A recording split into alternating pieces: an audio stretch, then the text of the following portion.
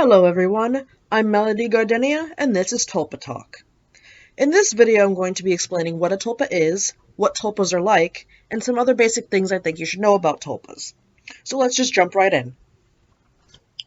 First of all, what is a tulpa?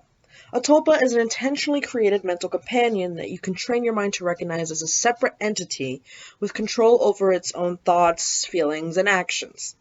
It is important to note that a tulpa is more or less created voluntarily, whether by accident or on purpose.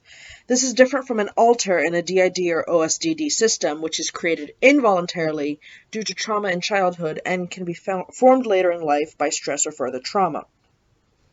Tulpas are typically formed through conscious efforts by the host in a practice known as tulpamancy. It originated from Tibetan Buddhism as a religious or spiritual practice that created mental companions to help with things such as overcoming phobias or unwanted desires.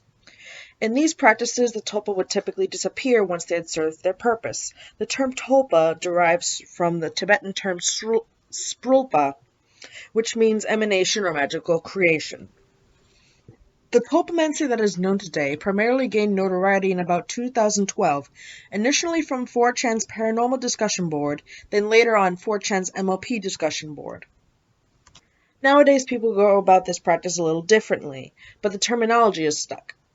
These entities are typically created to serve as companions for people and do not disappear unless the creator, more commonly known as the host, actively ignores them or isolates them in a deep dark part of the mind to dissipate on their own, which even some tulpamancers argue doesn't actually happen. These people believe that the tulpa would simply remain dormant until given attention again. Tulpas can have various forms, personalities, and purposes. A tulpa can act as a friend or a sibling or even a romantic or sexual partner if the tulpa desires such a relationship with its creator, which it might not necessarily want. A tulpa could be human, supernatural, animalistic, or even have the form of an object. Like normal humans, tulpa personalities are unique, complex, and complete. They will likely have their own separate thoughts, ideologies, religion, attitude, demeanor, etc. from their hosts. Really, a tulpa can be diverse as people in the external world, and in fact they can be more diverse due to the possibility of them being other species. It is important to note that this form only exists in the mind and does not translate over to the physical world. So if a tulpa takes over and they have wings in the inner world, they won't have those wings in the outer world, obviously.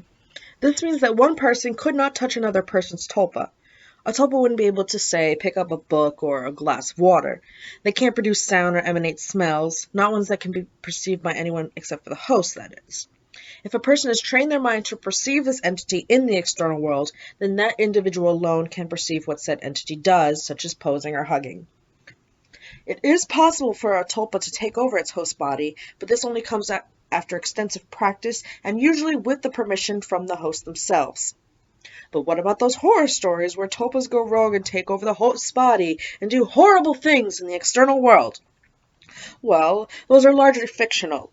It is rare, if not completely unheard of, for a tulpa to go rogue and take over the host's body and go on like a rampant murder spree or whatever it is that Hollywood has people thinking about plurality. In fact, tulpas rarely, if ever, rebel against their creators. Most tulpas are extremely loyal to their hosts. The worst that will happen is that they'll annoy each other and disagree on some things, but that's just like normal people, in the outside world. People don't always agree with each other. Especially if, like, the tulpa has a very different personality and mindset than their host. In the tulpamancy community, tulpas are viewed as people who are equal to their hosts, and they can interact with each other, both in the headspace and with other tulpas and other hosts via proxy of the host body, on online forums, or even in person if they do happen to meet up in person. Most tulpas are created on purpose through forcing, which is a term that will be explained in future videos. However, tulpas can also develop from imaginary friends or fictional characters if the person is particularly emotionally attached to said characters or imaginary friends. Some authors have experienced their most prominent characters gaining some level of sentience in their minds and report that these characters can respond to questions asked of them, which has helped said authors in writing those characters. Some examples are Anne Rice and her character Lestat, and Jim Davis and his character Garfield. I will do a video on these and other individuals in the future. I myself am an imaginary friend that ultimately evolved into a tulpa because my host had a particular relationship with me in which we were both souls sharing a body. Why would someone create a tulpa? For some people, it's a matter of desiring companionship.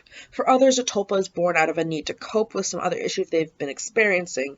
Tulpas have been shown to help their hosts with some mental and emotional health issues and disorders, such as anxiety, depression, loneliness, self-esteem, and low self-confidence.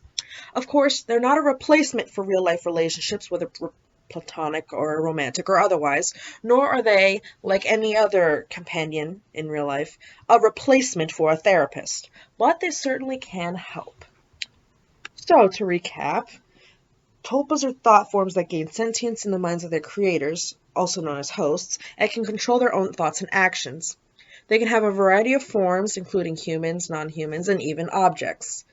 They have complex personalities and have a variety of different interests and ideologies, just like regular people. They can take control of the body they inhabit with permission from their host. They can only be perceived by their hosts, not by external persons. Some famous authors have experienced something similar to tulpas, which has helped said authors write their stories. Tulpas can help their hosts cope with issues such as anxiety and depression and help improve social skills, self-confidence, and self-esteem. Tulpas can be wonderful emotional companions and helpers, but are not a long-term substitute for interpersonal relationships or therapists. Thank you for watching. I hope this video was informative and educational, and that if you're not already interested in tulpas, you at least have some of your misconceptions about them cleared up. Feel free to share this video around to help others learn about tulpas. Give this video a big fat thumbs up if you enjoyed it, and click the big old subscribe button if you're interested in seeing more informational videos like this. See ya!